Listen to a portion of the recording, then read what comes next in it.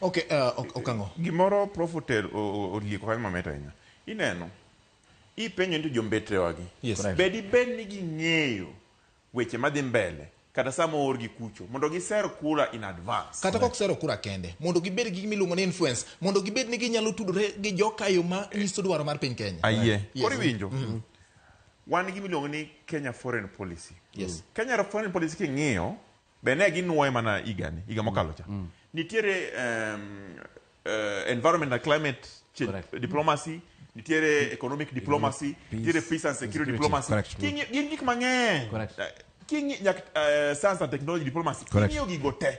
Sama itero ng'ato mondo dhi obede kom kaka AUC chakacha. Gigi te biro into play. To pinje kang'iyo niya, ere kaka ng'ato mikelo maya Kenya ni obro influence decision mag environment and climate change e pinywa gi decision mag ime kacha ka en jatelo.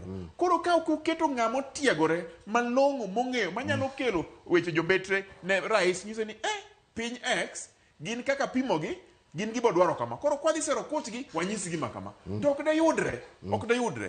Ok awach ni mane gima notimore. Tan alieko ni iparo ni en both ma Kenya en both possible. Yes. Number 2, nyaka wang'e ni to jatend piny samo yudo wechegi to ere kam samo dhi limbe to nyiso Okang'o mondo mi waser kura. Gini en mana engagement na diplomacy mowacho.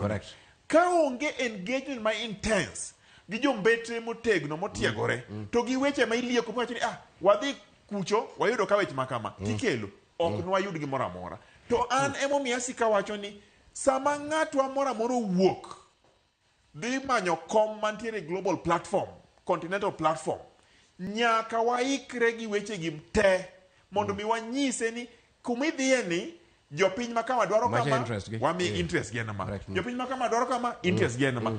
Kadi wakonyre. Emomiyo ni winjo ka Ruto wacho nyoro kama en kucho wacho ni en kaka ong'iyo gini. Ng'ama ne oyombo. Wan ne watemo kaka wanyalo kanye mwagike. Nikech embe ong'eyo nitiere rem moro madiboni piny Kenya nigo. Koro rem man goro ni ema kwa dhi mbele mwawacho. Sani pi osepukore. Gimoro amora mabiro dhi mbele nyaka watiegre e rem ma wan go mondo mi wang'e ni ere kaka wadhi konyo jowa mabiro dhi nikech ji to biro wuok ndi. Should we expect an overhaul in our diplomatic